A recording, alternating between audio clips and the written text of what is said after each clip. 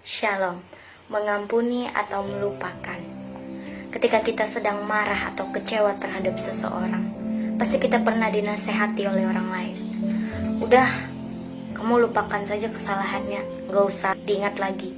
Saudara, otak kita ini dirancang sedemikian luar biasanya oleh Allah, bahwa kita akan mengingat secara otomatis apa yang kita lakukan, apa yang kita jalani akan tersimpan dengan otomatis ke dalam otak kita.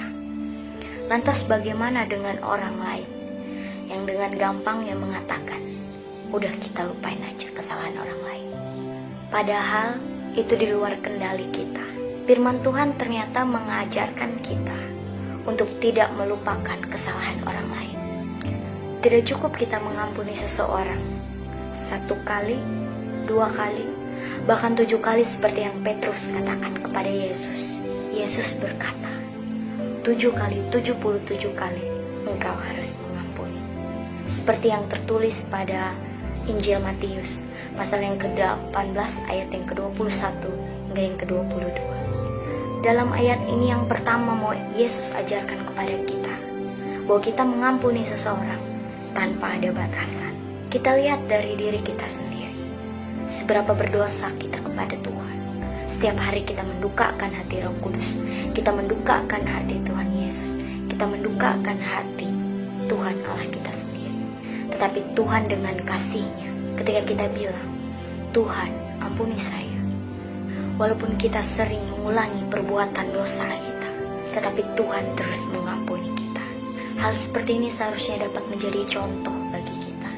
Lalu apa yang harus kita lakukan ketika kita direndahkan, kita dihina, kita dibuli?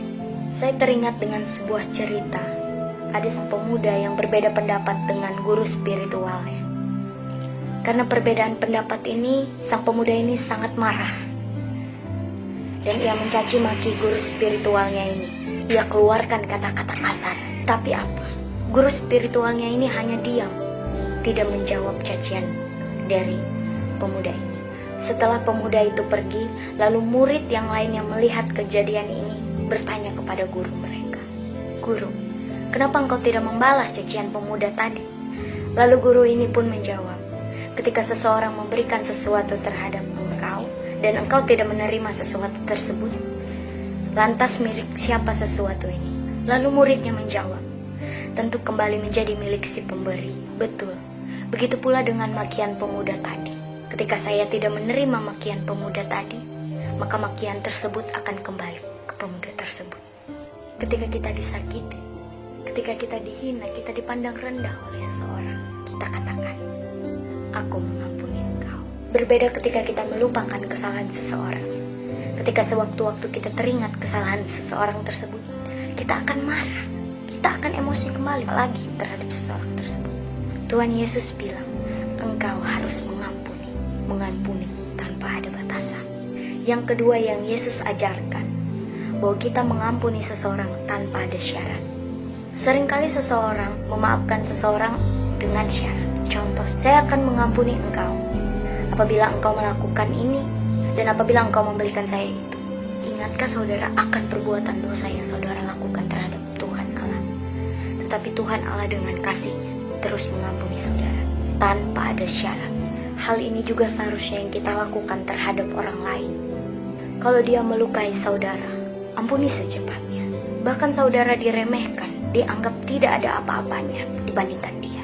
Ini pasti membuat kita seringkali sakit hati, membuat kita marah, kecewa.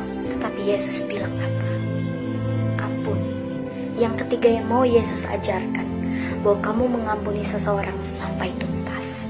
Seringkali kita mengatakan, oke, saya akan mengampuni kesalahan engkau yang ini, tetapi kesalahan engkau yang ini saya tidak ampuni. Ingatkah saudara, seberapa sering kita melukakan hati Tuhan Allah?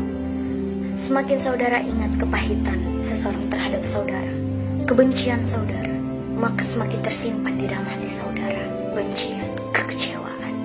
Ini saudara tidak pantas disebut sebagai murid Yesus. Karena murid Yesus adalah kudus. Tidak ada kebencian, tidak ada amarah dalam hati murid Yesus. Kapan kita mulai mengampuni?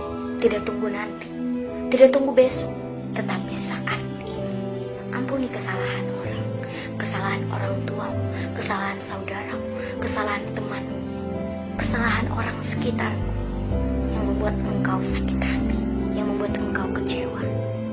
Yesus tidak bilang nanti, tidak bilang besok, tetapi Yesus bilang ampuni sekarang juga, mengampuni orang lain sampai tuntas. Tuhan Yesus memberkati. Amin.